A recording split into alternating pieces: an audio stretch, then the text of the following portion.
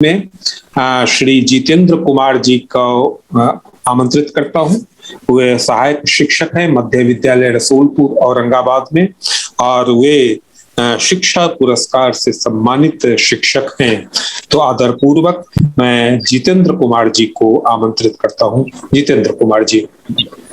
जी sir, सभी को नमस्कार। आर्किटेक्ट इंडिया के लिए होस्ट कर रहे हैं सर गालिब सर, सभी गेस्ट, आज की मुख्य वक्ता के रूप में मृदुला मैम और तमाम जो भी आज आर्किटेक्ट इंडिया के तरफ से जो इस कार्यक्रम को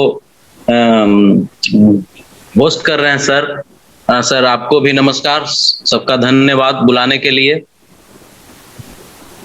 सर जानकारी जैसे ही मुझे मिली गालिब सर से कि इस तरह का एक कार्यक्रम है जिसमें आलोक दूत के रूप में आपका जो है कुछ हम लोग सुनना चाहते हैं, तो मुझे बहुत अच्छा लगा। लेकिन बहुत दुख हो रहा है सर कि मैं आधे घंटे लेट से कार्यक्रम को ज्वाइन कर सका, कुछ ऐसा ही मामला घर में हो गया था।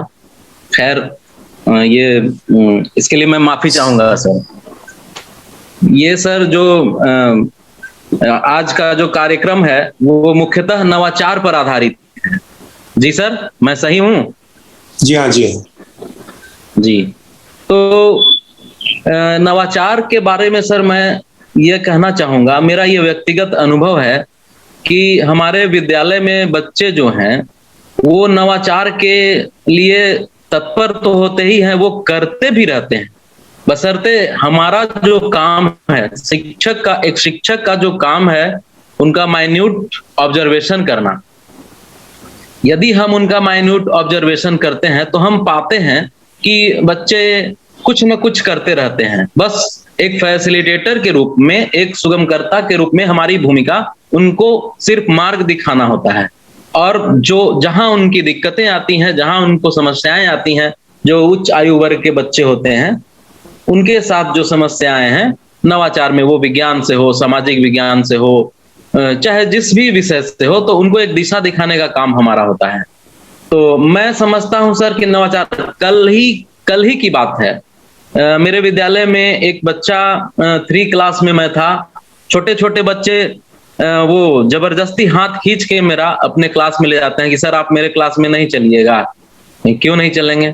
तो क्योंकि मेरा अधिकतर समय जो है ऊंचे क्लास में ही बीतता है, तो कभी कभी ही मौका मिलता है छोटे क्लास में जाने का। तो बच्चे बड़ा ललायित होते हैं, बड़ा खुश होते हैं वो हमको पाके। तो उनका कहना था कि नहीं चलिएगा सर मेरे क्लास में। मैं जरूर चलूंगा। तो जब मैं उनके वर्ग में गया तो वहां तीसरी कक्षा का एक शुभम कुमार बालक था, उसके पास पेंसिल जो थी सर, उसको मैंने देखा कि एक कैप जो है पेन का, उसको वो निकाल दिया है उसमें से क्लिप, और उसमें छोटी छोटी जो पेंसिलें हो जाती हैं उनको अपोजिट साइड से लगा के नुकीला पॉइंट दोनों तरफ निकाल के पेंसिल की लंबाई को बड़ा कर लिया और बड़े मजे से लिख रहा है वो। मैंने कहा कि अरे देखें तुम्हारा पेंसिल कैसा है। जब पेंसिल में देखा तो ये सारा चीज मुझे नजर आया। देखिए बच्चा कितना क्रिएटिव है कि छोटी पेंसिल जब पकड़ में नहीं आ रही है तो जो है बड़ी पेंसिल को उसको बनाने का फॉर्म जो था वो कितना सरल था, कितना अच्छा था, शायद हम लोग वहां तक पहुंच भी नहीं सकते, सोच भी नहीं सकते हैं। तो ये बच्चों का क्रिएटिविटी है सर, ये नवाचार है काफी। वैसे मैं अपने बारे में बता दूं कि मैं मूल रूप से गया जिले का रहने वाला हूं और सिरघाटी मेरा घर हुआ और मैं यहाँ पर 2014 में ज्वाइन किया था आफ्टर टीईटी। और उसके बाद 9 फरवरी को ज्वाइनिंग लेटर मिली, 10 को मैं ज्वाइन किया। विद्यालय गया, वहां पर देखा कि कुछ तो संसाधन तो बहुत ज्यादा थे, सुविधाएं थी, लेकिन उसका भरपूर इस्तेमाल नहीं हो पा रहा था। तो मैं अपने प्रधानाध्यापक से बहुत प्रेरित हुआ। उनकी रूटीन थी 8:45 AM, 8:45 में वो चले आते थे और 3:30 बजे के बाद 4 बजे तक ही वो जाते थे। तो बहुत मुझे अच्छा लगा ये चीज, बहुत प्रभावित हुआ।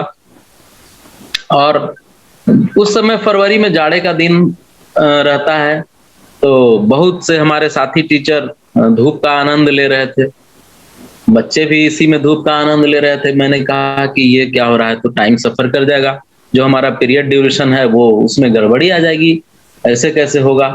फिर बच्चों को कुछ ऐसा किया गया कि उन्हें धूप में बिठाने का इंतजाम किया गया।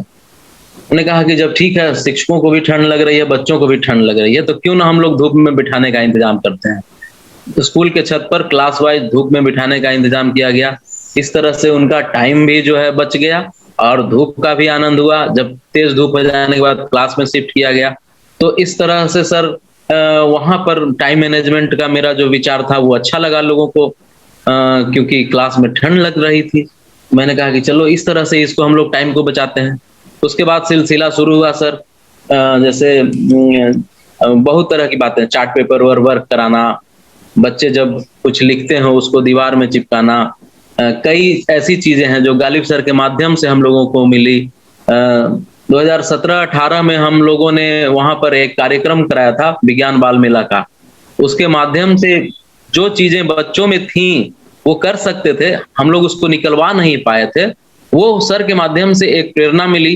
दाऊद नगर से, हसपुरा से टीम आई, प्रथम के टीम के साथ काम करने का मौका मिला और आज उसका नतीजा है कि आज सभी स्कूल में डाइजेस्टिव सिस्टम का है, नर कंकाल है, और भी ह्यूमन बॉडी पार्ट्स है, सारे चीजों का टंगा हुआ सर जो है टीएलएम मिलता है आज भी। आज उसी का दिन है। हमने वहां पर बाद में समानुभूति दर्पण कॉर्नर जो है एक, उसका प्रयोग किया, जिसमें है कि बच्चे कई ऐसी चीजें हैं, बच्चे बच्चियां जो हैं वो कह नहीं पाते हैं डायरेक्ट, तो उनको एक पत्र के माध्यम से उसमें डालना था उसमें, और उसके बाद उनका नाम गौण रख के उनकी समस्या को दूर किया जाता। ये चीजें हो गई। और भी इनके अतिरिक्त है कि छोटे छोटे बच्चों से कहानी कविताओं का संग्रह करके बाल अखबार, इसकी प्रेरणा भी मैं इसके लिए सहृदय धन्यवाद देना चाहूंगा गालिब सर का। उन्होंने इसके बारे में बताया। बातें तो थी, जहन में थी, आती थी, करते थे, कराते थे, लेकिन उनका संग्रह इस प्रकार से हो सकता था, ये बातें हम लोगों के समझ में नहीं आती थी। तो बाल अखबार निकाले जिससे बच्चों के बीच छिपी हुई प्रतिभा, बच्चों में कई प्रतिभाएं विगत पिछले, जब से ये विद्यालय रीओपन हुआ है कोरोना काल के बाद, मैं देख रहा हूं कि बहुत से बच्चों में जो है कहानी कहने की, ऐसे ही मैं बच्चों के क्लास में था तो बच्चे कहे मैं कहानी कहना चाहता हूं। एक बच्चा ऐसा मिला जिसकी कहानी 10 मिनट तक चली। तो वो बच्चे करते क्या है कि जो कार्टून देखते हैं रंगीन और जो उनकी कहानियां होती हैं, हर कार्टून, देखिए बच्चे तो हमारे कार्टून देखते जरूर हैं, हम लोग उनको मना भी करते हैं, डांटते भी हैं, लेकिन हर कार्टून कुछ ना कुछ मैसेज छोड़ता है, चाहे वो सोशल हो, इकोनॉमिकल दृष्टिकोण से होते हुए पर्यावरण को जोड़ता हो। तो ये जो कार्टूनिस्ट होते हैं, जो कार्टून बनाते हैं, वो काफी मतलब गहन विचार करके बच्चों के मनोवैज्ञानिक दृष्टिकोण को भांपते हुए उसको रखते हैं। तो वो बच्चा जो है उसी का एक कहानी रखे हुए था और वो उस कहानी को 10 मिनट तक वो कहा। भले उसके कहने में गड़बड़ी हो, कहीं ना कहीं वो है जो कि अपनी बात को स्पष्ट रूप से नहीं रख पाया, लेकिन वो कहीं ना कहीं था कि उसके मन में इतने सारे उस कहानी के प्रति शब्द विचार जितने थे वो आए, वो कहा। अब उनको देख के बहुत से बच्चे जो है कहानी कहना शुरू किए, किन्हीं की 2 लाइन की कहानी, किन्हीं की 10 लाइन की कहानी, किन्हीं का 10 मिनट तक चलने वाली कहानी। तो ये सारी चीजें जो हैं सर, बहुत सारी चीजें विद्यालय में हैं जिन्हें प्रतीकात्मक रूप से हम लोग देखते हैं, समझते हैं, लेकिन उनको उभारना, उनको बाहर निकालना हमारा ही काम होता है, हमारा दायित्व होता है। और यही मैंने किया है सर अपने विद्यालय में। मुझे कुछ पता नहीं था कि आगे चल के क्या होने वाला है। ये जो है ना, कर्म किए जा फल देगा भगवान वाली बात हुई है मेरे साथ। तो मैं जो देखता हूं अपने विद्यालय में, चाहे अगल बगल के विद्यालय में या और भी बच्चों के साथ, तो बच्चों में प्रतिभाएं छिपी हुई हैं, बशर्ते हम उनका सही समय पर अवलोकन करें और उनको बाहर निकालने का प्रयास करें। जी सर।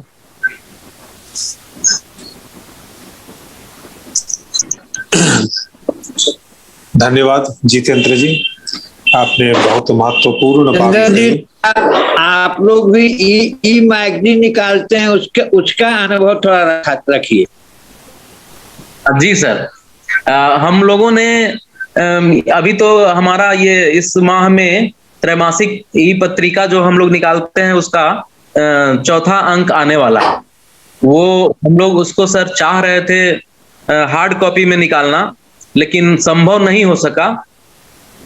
तो उसके लिए हम लोगों ने किया क्या कि हमारे यहाँ कुछ कंप्यूटर के टाइपिस्ट स्पेशलिस्ट हैं, कुछ टीचर, उनको हम लोग इस्तेमाल किए और सभी शिक्षकों को हम लोगों ने प्लेटफॉर्म दिया कि आप जो भी शैक्षणिक प्रशैक्षणिक से संबंधित, विद्यालय से संबंधित, बच्चों से संबंधित, उनके गतिविधियों से संबंधित, नवाचारों से संबंधित जो भी आप लेखन करते हैं, जो भी आपके आइडियाज हैं, वो सब हम लोग कलेक्ट करके और उसको प्रकाशित करने का विचार हम लोगों के मन में आया।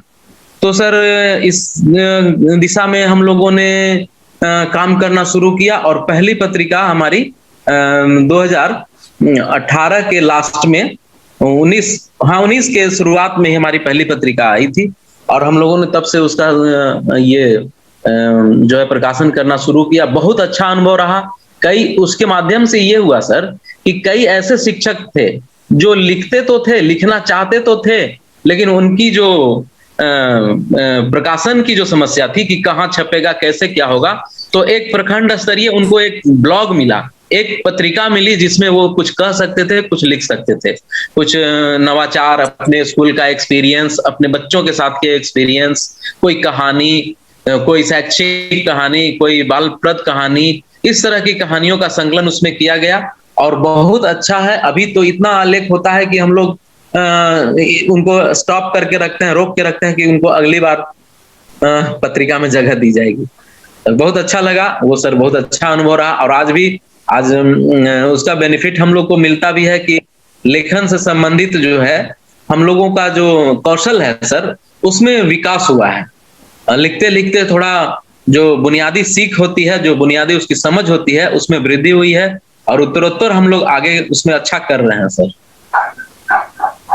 धन्यवाद जितेंद्र जी, आप बड़ी लगन के साथ और बड़ी मेहनत के साथ एक शैक्षिक परिवेश के निर्माण में लगे हुए हैं और यही मूलभूत आवश्यकता है इस देश की और इस समाज की कि आज भी जब नीति आयोग की यह रिपोर्ट आई है कि जिसमें बिहार सबसे निचले पायदान पर 29 नंबर ला करके है, उसमें जो लोकसभा में जो बहस हुई है उसमें यह कहा गया है कि जो कारण बताए गए हैं उसमें शिक्षा एक महत्वपूर्ण कारण है कि जिसके कारण बिहार पिछड़ा हुआ है।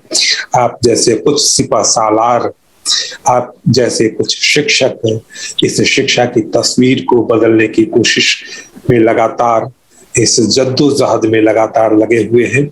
आपका शुक्रिया और ऐसे तमाम शिक्षकों का और उन शिक्षकों का सहयोग करने वाले उन तमाम समुदायों का बहुत बहुत मैं शुक्रगुजार हूं और यह मंच उनके प्रति आभार व्यक्त करता है, उन सारे लोगों के प्रति। धन्यवाद।